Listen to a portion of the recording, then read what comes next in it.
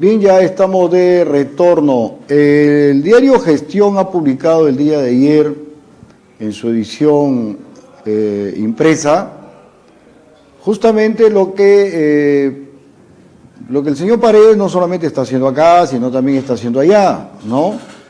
Allí está señalando algunas cosas que lo hemos escuchado, obviamente, en ese enlace virtual que hizo el mismo viernes de la semana pasada, justo el mismo día que había Asamblea General de los Trabajadores del Sindicato Unificado acá en Talara. Ese mismo día, él hace una teleconferencia y ojo que el día anterior el gerente de Recursos Humanos también había estado conversando con los trabajadores, ¿no? Señalando y diciendo que la vieja dirigencia y todo lo demás, y que han cometido pues un tremendo desfalco de los viáticos y los que han ido por temas de salud también. Entonces nosotros decimos, pero qué casualidad que solamente están cayendo los que han estado en la dirigencia y los que aún están en la dirigencia, por el caso de Oleoducto, Conchán, Lima, ¿no? Pero imagínense, en la actual dirigencia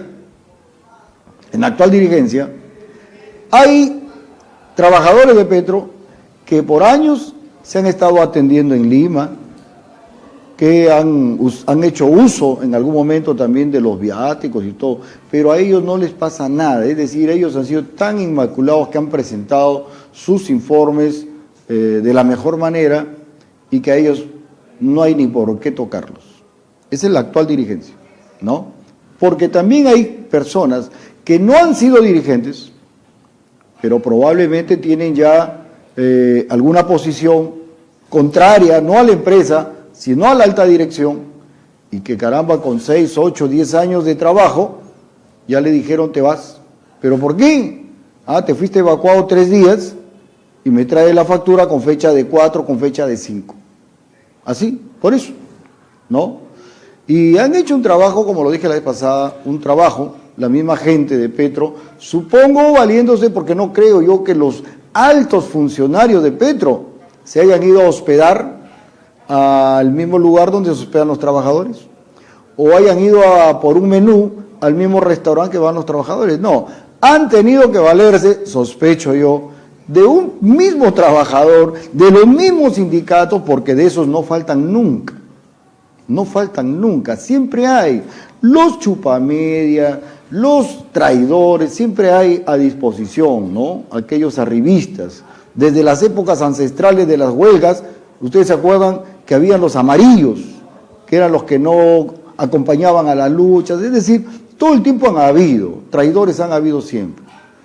Pero fíjense ustedes lo que publica el diario Gestión, ¿no? El día de ayer.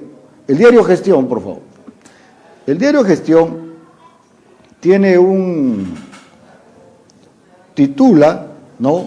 Que los trabajadores, facturas falsas y todo lo demás. Eso salió el día de ayer, ¿no? 17. Pero en ella, por ejemplo, se cometen también algunas contradicciones. Carlos Paredes Lanata dice: a toda esta gente que la estamos sacando, esa gente no volverá a Petroperú. Y a renglón seguido, ¿qué dice en Gestión? Carlos Paredes señala que se les está respetando el debido proceso. Tienen los días suficientes para que levanten los cargos. Primero dice que esa gente no va a volver. O sea, él ya decidió que esa gente no vuelva. Y luego se les está respetando el debido proceso. Está respetando el debido proceso. Bueno, yo supongo que algunos de los trabajadores que ya deben haber iniciado algunas acciones van a hacer valer sus derechos. Pero también hay que señalar que algunos entes de la lucha contra la corrupción, y apelando a la ley de transparencia, han pedido a la Secretaría General de Petroperú que les alcancen copia, ojo, de la empresa consultora que ha sido contratada por Petro para llevar adelante estos trabajos, ¿no? Estas evaluaciones, estas cosas sin sentido que están ocurriendo ahora. Es decir, Petroperú es un caso sui generis. A veces nos hace pensar, ¿y a qué se dedica esta gente? Porque hasta para quítame esta paja contratan a una empresa consultora. ¿Por qué? Porque la empresa se ha llenado de consultores. ¿Se acuerdan ayer que hemos hablado un poco de una de las tantas consultorías que dio Petro en el 17, en el 18, en el 19, ¿no? Con esos concursos abreviados que se hacen el mismo día desde que te invitan, cotizas, estudian la cotización, el informe técnico, resuelven y firman el contrato en el mismo día. Eso ocurre en Petroperú y dice que son cosas que están dentro de la ley. Pero el señor Carlos Paredes es otro consultor también. Tiene su empresa consultora que es Intelfil, ¿no? Entonces, él tiene una empresa consultora junto con otros personajes. Intelfin, asesoría financiera y empresarial, y ahí aparece obviamente pues don Carlos Paredes como el principal asesor. Eso es a lo que se dedican, asesoría financiera y empresarial. Esta es la empresa de Carlos Paredes, hace estudios económicos, asesoría financiera, pericias económicas financieras, ¿no? Políticas públicas y desarrollo sostenible, ¿no? Precios de transferencia y cosas por el estilo. ¿Qué más hace esta empresa consultora? Dice ahí, ¿quiénes somos? Nuestro equipo, ¿no? ¿Y quién lidera este equipo? Vean ustedes, Carlos Paredes, socio fundador, y ahí están todos los pergaminos de la Universidad de Yale, ¿no? Y todo lo demás. Ha sido jefe del gabinete de asesores del Ministerio de Economía y Finanzas. No dice ahí cuando fue jefe de asesores de Víctor Hoy Guay, en la época del gobierno de Fujimori, no lo dice. Pero bueno, tampoco habla ahí de su participación en el rescate de bancos, que ya no están, pero de eso vamos a hablar en otro momento. Asesoría y gestión empresarial, y ahí están todos los servicios que brindan, ¿no? Y luego nos vamos a encontrar con sus principales clientes de don Carlos Paredes Lanata, ¿no? Acá están sus principales clientes. Esos son, dicen, nuestros aliados, ¿no? Ojo, arriba dice, donde están nuestros aliados, léanlo bien, uno de sus aliados es Gestión. Justamente el diario que les estoy señalando que el día de ayer también ha publicado ese mamotreto de que la corrupción se combate en el nivel de los trabajadores, pero arriba no. En el rubro de nuestros clientes también aparece el diario Gestión, que pertenece al Grupo del Comercio, ¿no? Y luego, bueno, tiene a varios, tiene Sporting Cristal, Leche Gloria, fíjese, hay empresas mineras, bancarias y todo lo demás, pero hay una que nos llamó la atención, y es la empresa Repsol, clientes del señor Carlos Paredes Lanata, que tiene el perfecto derecho a trabajar, nos parece muy bien, ¿no? Hay Enel, que también es la empresa energética de la electricidad, ¿no? Aceros Arequipa, ahí está el comercio también, ¿no? Es decir, estos son los clientes a los que asesora el señor Carlos Paredes Lanata. Entonces, cuando aparece algo en gestión, el comercio, bueno, son patines, son pinkies, pero cuando vemos también que aparece algo acá en el tema de Repsol, entonces yo me gustaría preguntarle al señor Vizcarra, por ejemplo, presidente de la República, o al ministro de Energía y Minas, ¿cómo es posible que pongan como presidente de la empresa pública de todos los peruanos, como es Petroperú, a quien tiene como cliente a la empresa que es prácticamente la competencia de Petroperú, que es Repsol, la otra refinería que fue La Pampilla, que fue de Petroperú y que la privatizaron allá también por los 90? ¿Usted no cree, vamos a ponernos acá como abogados del diablo, que La presencia de Carlos Paredes dentro de la empresa pública no podría ser para sacar información privilegiada, de repente para permitir más bien que el sector privado se vaya metiendo cada vez más dentro de la empresa de todos los peruanos. Pues tengo el derecho a sospechar, ¿no? Tengo derecho a sospechar, porque prácticamente me han traído al adversario, al enemigo, me lo han traído para ponerlo acá en la empresa pública, en la empresa del Estado.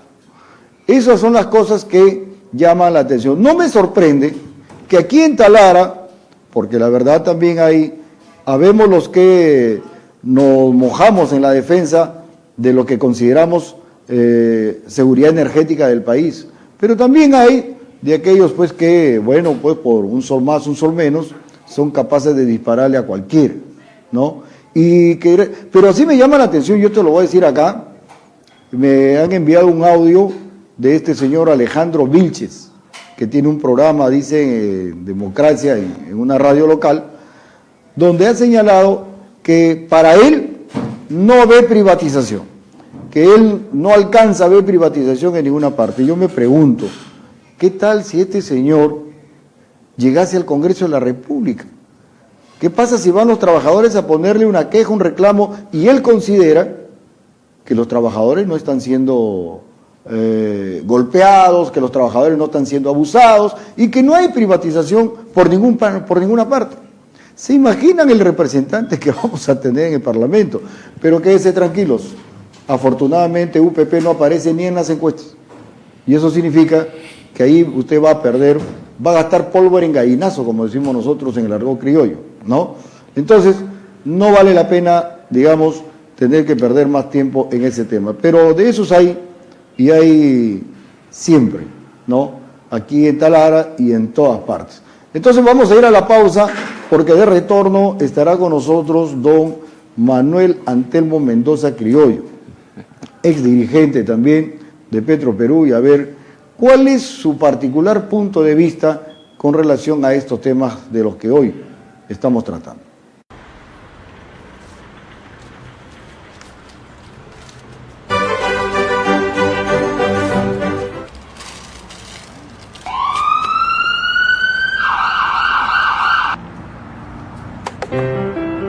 Non più tra i farfalloni amoroso.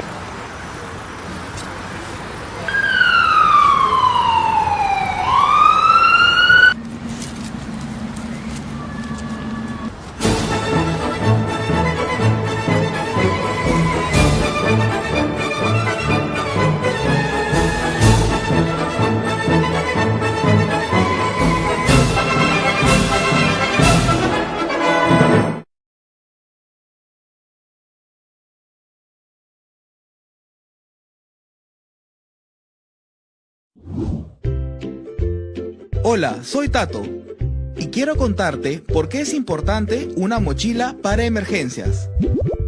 Debes entender que ante una emergencia o desastre podrían pasar horas e incluso días para que la ayuda humanitaria llegue a tu localidad. Para eso hay que estar preparados. ¿Cómo? Fácil, con tu mochila para emergencias. ¿Cuáles son los artículos indispensables que debes tener en tu mochila?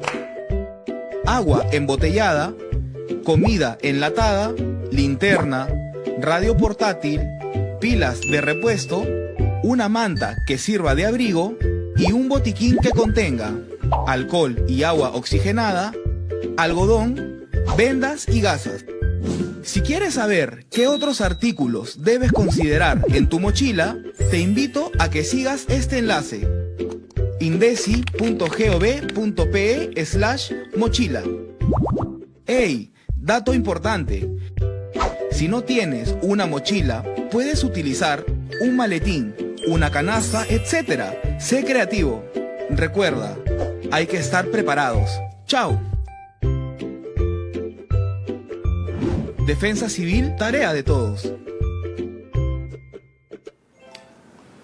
Bueno, ya estamos de retorno. Hoy nos acompaña don Manuel Mendoza Criollo, ex dirigente también de los sindicatos de Petroperú. ¿Qué tal, Manuel? Buenas noches y gracias por Sí. atendernos. Muy buenas noches y sobre todo agradeciéndote la invitación para de alguna forma contribuir a dar mi opinión y de repente sirve de alicate para cualquier criterio que deba manejar la comunidad. Claro, tanareña. bueno, Petroperú de alguna manera después de los 96 como que detuvo ese embate privatizador, ¿no? Y básicamente quienes han jugado un papel importante ahí, obviamente, son los trabajadores a través de sus organizaciones sindicales. Sin embargo, hoy alcanzamos a ver, al menos desde mi punto de vista, que los 6 dirigentes del sindicato de Talara y algunos actuales de Oleoducto, de Conchán y de otros sindicatos están siendo prácticamente despedidos, según el presidente, pues por esto que él llama que está combatiendo la corrupción de adentro, como que se está olvidando de la verdadera corrupción. Pero tú que has estado al interior de esto, ¿qué presumes que está pasando en Petroperú? Bueno, en primer lugar hay que tener en cuenta de que una de las actividades profesionales, podríamos llamar, de lo que es el empresariado, es buscar alianzas o tratar de combatir determinados elementos que puedan estar dañando el núcleo principal de la empresa. En el caso nuestro, yo reclamo una cuestión que es fundamental. La empresa Petróleo del Perú es una empresa de economía social de mercado. No es una empresa de economía de mercado, como he escuchado y lo ha planteado el señor Paredes Lanata en una exposición de carácter nacional que ha hecho en la ciudad de Lima. Se olvida que tiene que ver con la sociedad también. Esto hace ver de que el señor piensa de que está en una empresa que tiene que combatir las partes supuestamente corruptas, pero tratando de irse a la zona más débil, o sea, que supuestamente debió haber sido muy fuerte el movimiento sindical para poder soportar un embate de esta naturaleza. Pero lamentablemente los mismos funcionarios de Petroperú desde hace muchos años tenían una interpretación equivocada de lo que es la participación del trabajador en la negociación colectiva, en las evacuaciones que deban realizarse. En ese renglón, la negociación colectiva depende solamente del trabajador, es decir, el trabajador es el único que puede hacer que esta negociación se alargue, se prolongue. ¿Acaso la empresa no es la otra parte que también puede terminar en algún momento la negociación colectiva? Es que la negociación normalmente debe de realizarse en trato directo. ¿Ya? No debe ir a procedimientos legales ni arbitrales como actualmente y últimamente prácticamente los funcionarios de Petroperú se sacudían poniendo de por medio la ley de presupuesto o las disposiciones del FONAF. Y eso motivaba motivaba de que lógicamente tenía que recurrirse a otros estamentos para concluir con la negociación colectiva. O sea, la permanencia de los trabajadores en Lima no era porque se les ocurría, sino porque tenían que terminar la negociación. Tenía que haber una condición de parte de apertura del funcionario, o sea, en otras palabras, el funcionario de Petroperú tiene también su responsabilidad en la permanencia que debe haber en la negociación colectiva. Porque, ¿qué pasa? Que lamentablemente muchos de los funcionarios maniatados por las disposiciones legales no tenían capacidad de decisión. Y entonces, al no haber capacidad de decisión, el dirigente se convertía en un brazo de apoyo del propio funcionario para ir a las instituciones públicas a buscar una alternativa de solución. Y hay aspectos de carácter legal que tú tienes que procesarlos para poder concluir. Pero ello conllevaba, yo lo que quiero es recalcar, que los dirigentes tienen que retomar en la actualidad, es de que la negociación colectiva en la ciudad de Lima no es una situación de los trabajadores, sino que la empresa, por disposiciones del gobierno de la época militar, determinó de que las negociaciones colectivas de las empresas nacionales tenían que realizarse en el lugar de la sede principal, la sede administrativa. Claro. Y por esa razón comenzamos, porque yo he participado como en 20 y tantas negociaciones colectivas, y lamentablemente luego de Fujimori comienzan las trabas en las disposiciones que corresponden a una negociación en trato directo. Y ha tenido, como acabamos de decir, de prorrogarse en diferentes estamentos. Y inclusive lo que sí es lamentable es de que no haya habido, digamos, esa apuntalación correspondiente, ¿no? De que yo estoy acá porque la ley me exige que yo esté acá. Yo no. Siempre hemos querido hacer la negociación colectiva en la ciudad de Talara o en la ciudad de... Que era más fácil para la empresa destinar 1 o 2 funcionarios acá que llevarse a toda la dirigencia, pero, ¿no? Lamentablemente ese parámetro era lo que originaba esto. Ahora, lo otro sobre los evacuados, no se olvide, los trabajadores de Petroperú, que nosotros hemos tenido esa capacidad de evacuarnos, es porque sencillamente Fujimori destruyó el hospital que teníamos. Porque acá había los... Porque acá venían los especialistas a tratar los temas de las enfermedades profesionales de los trabajadores petroleros y al mismo tiempo de los familiares.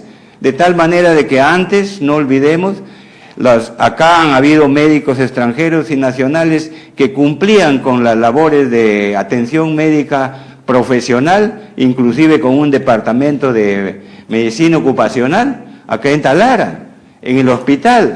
Vino Fujimori, destruyó todo lo que teníamos, y particularmente el hospital, y eso obligó que exista una acta en el cual el señor privatizador del hospital, que era un médico que venía de Rusia y tanta nota, no recuerdo su apellido, se estableció de que iba a haber atención médica especializada en las clínicas locales y nacionales.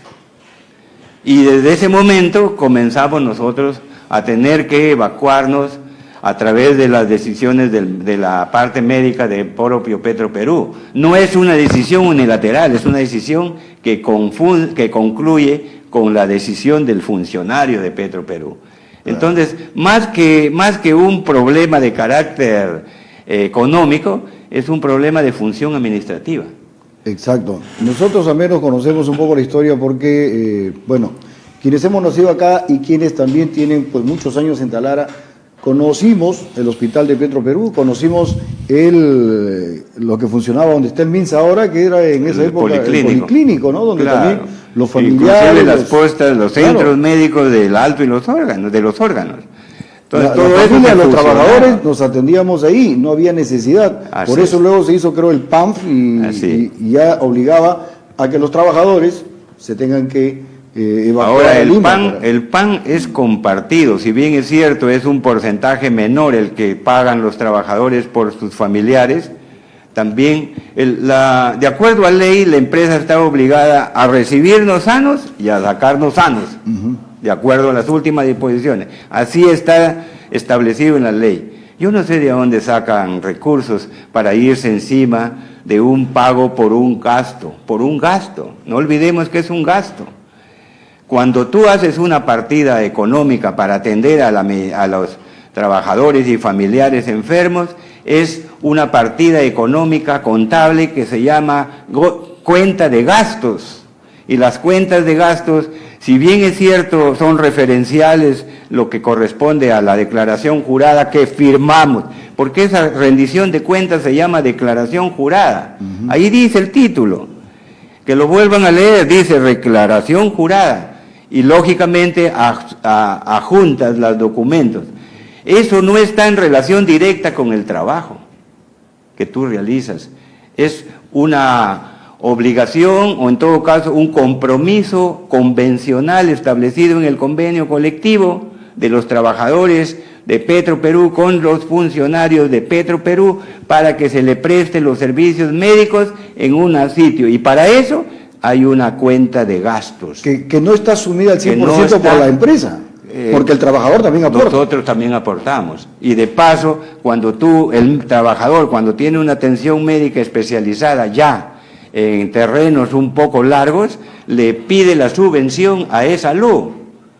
O sea, el fondo se hace con ingresos de subvencionables de E-Salud, con los ingresos propios de la empresa, que lo tiene como un gasto dentro de sus costos de producción, determina un gasto, y por otro lado la cuota que ponemos nosotros, lo que ponía yo en mi caso como trabajador. Lo otro, a mi juicio, es la declaración jurada de la rendición de cuentas, es un gasto referencial.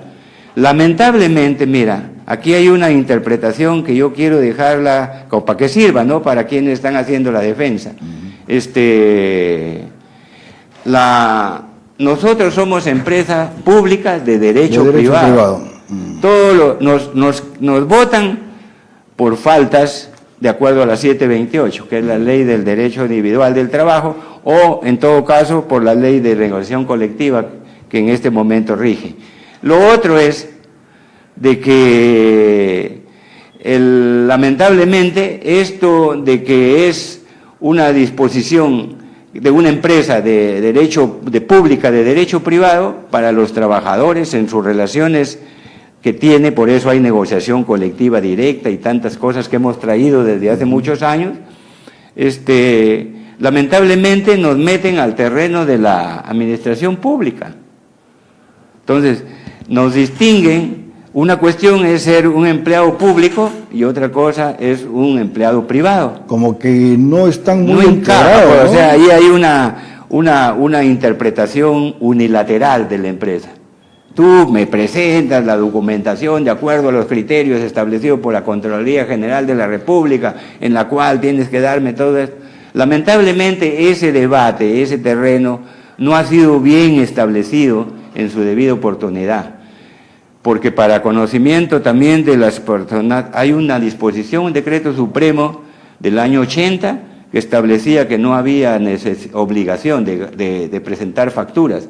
Sin embargo, como dije antes, siendo referenciales para establecer un nivel de confianza, porque los mismos contadores de Petroperú, cuando yo he hecho esta precisión, me decían de que lo hacían con la finalidad de reclamar el IGB, porque cuando tú presentas la factura, presentas con el descuento con el pago del 18%. Si es que gasta 1 millón de soles y tú entregas vas a tener en el fin de año, a la hora de la cuestión contable, vas a tener un retorno de la SUNAT en cuanto se refiere al 18% del IGB. ¿Y cómo pagan los taxis? ¿Cómo pagan las combi? ¿Cómo por eso es de que hay un 30%, en ese sentido sí hay un acápite. Ya. El ámbito de todo esto es una cuestión compleja. Ahora, la defensa tiene que ser precisa, ¿no? En primer lugar, los trabajadores que van a la negociación colectiva representando a los trabajadores es producto de una disposición legal que van a la sede central de la empresa. Claro. Y por lo tanto tiene que haber una partida de gasto para poderles dar las facilidades. Lo segundo, yo estoy evacuado para irme a un tratamiento médico a la ciudad de Lima, producto de una negociación colectiva que establece de que como me destruyeron mi hospital y mi policlínico y mis centros médicos de órganos, trajo como consecuencia de que no me vean acá, sino que me vean en Piura, en Chiclayo, en Trujillo, en Lima, o si según sea el caso. Y todavía, de paso, te ponen un límite en el PAN. O sea, tú no puedes, a no ser que sea una enfermedad profesional, que pueden pagarte todo, pero mientras sea por el medio del PAN, tienes un límite que, si no me equivoco, están en 70,000 soles máximo. Si te pasas de esa cantidad, te cobran, tienes que devolver, tienes que pagar. Y hay varios que se han quedado así, ¿no? Así deben haber varios. Hay unos, por ejemplo, tengo el caso de algún compañero que ha salido jubilado y que ha salido sin un céntimo porque le descontaron lo que debía del PAN por su esposa, o en todo caso por un trabajador. Que no todo es color de rosa, porque así lo están queriendo, al menos creo yo, que así lo está queriendo hacer entender Carlos Paredes, ¿no? Lo que pasa es de que él se ha ido a un terreno donde supuestamente él quiere un brazo aliado, pero a la prepo, a la fuerza. Que él está dentro de lo correcto, de que un gerente, un presidente quiere una empresa en la cual te buscar aliados, pero como he encontrado. Y además, Hay funcionarios que se le puede dar por su nombre en alguna oportunidad, que desde hace años venían haciendo eso, considerando de que según ellos había mucho gasto médico, pero no lo controlaban, sencillamente lo disponían, y si bien es cierto, podría llamarse que han habido excesos, pero no pues como para que se le vaya encima a todo el mundo, crea una psicosis, que de paso puede crear también una situación crítica en cuanto a los trabajadores, porque un trabajador psicoseado no te produce pues normalmente. Ahora, Manuel, y antes que nos gane el tiempo, en algún momento Parey Lanata ha hablado de concesionar las unidades auxiliares, que inicialmente estaban para que las haga el sector privado, luego este señor Velázquez Salazar se durmió en el tema de la adjudicación de estas obras y terminó asumiendo la Petroperú, es decir, ahora Petroperú prestó plata para construirlas y después de eso el señor Parey Lanata las quiere concesionar. Ha dicho que el oleoducto norperuano no es rentable para Petro y que va a vender el 15% de la empresa. ¿Estamos o no estamos hablando de los comienzos de otra privatización? Bueno, la privatización está dada de la ley 30-130, si no me equivoco. La que modernizaba la refinería. La que modernizaba. 3130. O sea, la 3130. ¿Por qué? Porque ahí dice de que el Estado se reserva el 51% y que el otro 49% lógicamente puede ser vendido en acciones, claro, ¿no? Entonces, por ese lado, hablando así, a calzón quitado, como decimos nosotros, desde ese año existe esa disposición. Ahora, en este caso, lo que pasa es de que hay que tener suficiente, los talareños, los hombres que somos de Talara, que vivimos del petróleo, que estamos ligados a la actividad petrolera, tenemos que tener claro que hay que poner las cosas en su sitio ya, porque esa decisión de comprar o de tener recursos del privado, en algún momento van a tomar una decisión en mayoría, si es que no tenemos un Estado fuerte. Mira, por eso pasó me parece muy ¿no? bien lo que acabas de decir, de que quien tenga que posiblemente asumir el rol en el legislativo, puede ser tentado a que se abra ese 51%, y ahí sí estamos hechos. Basta con que den 2% más claro, y nos voltean la torta. Lógicamente nos convence. Por eso es de que lo que está haciendo está en el marco legal, pero también sé de que había una predisposición por parte de la empresa en cuanto a que el gobierno le conceda los $1.000 millones que se necesitan para poder evitar un costo mayor, porque los intereses posiblemente de una empresa privada estén por encima del 10%. Sin embargo, si es que hay una posibilidad de tener una garantía del gobierno, ese porcentaje puede ser 2-3%, porque entre estados se prestan con mayor facilidad. Claro. Consecuentemente, hay una mayor seguridad. Y eso lo venía haciendo un tanto, lo observo, no lo digo con precisión, porque no ojalá que algún día me desmienta el doctor Dahmer. Él venía haciendo una disposición legal ligada a buscar una solución que no permita que hayan capitales privados. Pero Petroperú ha podido tener mucha mayor espalda financiera si no nos hubieran sacado la mala de los lotes 3 y 4, donde participábamos con el 25%. Hace poco ha habido una sesión de, ¿cómo le llama la municipalidad? ¿Sesión de consejo? No, una reunión que la está presidiendo. ¿Mesa de diálogo? Mesa de diálogo. Claro. Ahí estuvo el señor Yesquén. Sí. Tú creo que me acuerdo que tú estabas dirigiendo la parte de la ceremonia. Entonces yo le hago una pregunta al señor Yesquén. Claro, acá le hemos pasado también. Entonces esa pregunta es clave, porque él respondió de que el lote 192 y el 64 y ya son de Petroperú. Ya son de Petroperú. Al menos el 192 todavía está ahí, ¿no? Entre paréntesis, porque para poder hacer la explotación formal de ese petróleo, que va a servir para la refinería, tienen que recurrir al sector privado. Y si es que no se forra el Estado como empresa, porque mira, Petroperú es una empresa que permite, o en todo caso hasta genera una posibilidad de controlar el precio de los combustibles. Y por otro lado, le da servicio a todo el país, sin distinción de ninguna clase. Una empresa privada, ¿tú crees que va a ir a los confines de Ayabaca, Huancabamba, en la selva? Ese es el famoso rol subsidiario que yo entonces, creo que cambiar, ese ¿no? rol subsidiario, a veces nosotros los talareños, los ciudadanos de la costa, no lo entendemos, pero desde el punto de vista nacional, patriótico, nosotros tenemos que ser conscientes de que Petroperú es una empresa que nos corresponde a todos los peruanos, porque sirve a todos los peruanos sin distinción de ninguna naturaleza. De tal manera de que, por esa razón es de que hay que forrarse, ¿no? Los talareños tienen que poner, como se dice en el argot común, barbas en remojo, porque si es que este señor tiene intenciones de buscar de repente, por la forma como él se expresa desde el punto de vista estrictamente económico, no es así. O sea, él tiene que recurrir también a tener algún asesor que lo ayude a entender que la empresa es una empresa de economía social de mercado. Muchas gracias, mi querido Manuel, por atendernos el día de hoy. Ha sido un gusto conversar contigo. El tiempo nos ha ganado. Quiero recordarles que este 21, creo que es sábado, estamos apoyando a nuestro colega y amigo Frank Quesada Carrillo, que nos necesita. Así que en el Parque 52, frente al Ignacio Merino, muy cerca de tu domicilio, sí, vamos a estar apoyando al colega Frank Quesada Carrillo. Va a haber que almorzar ahí.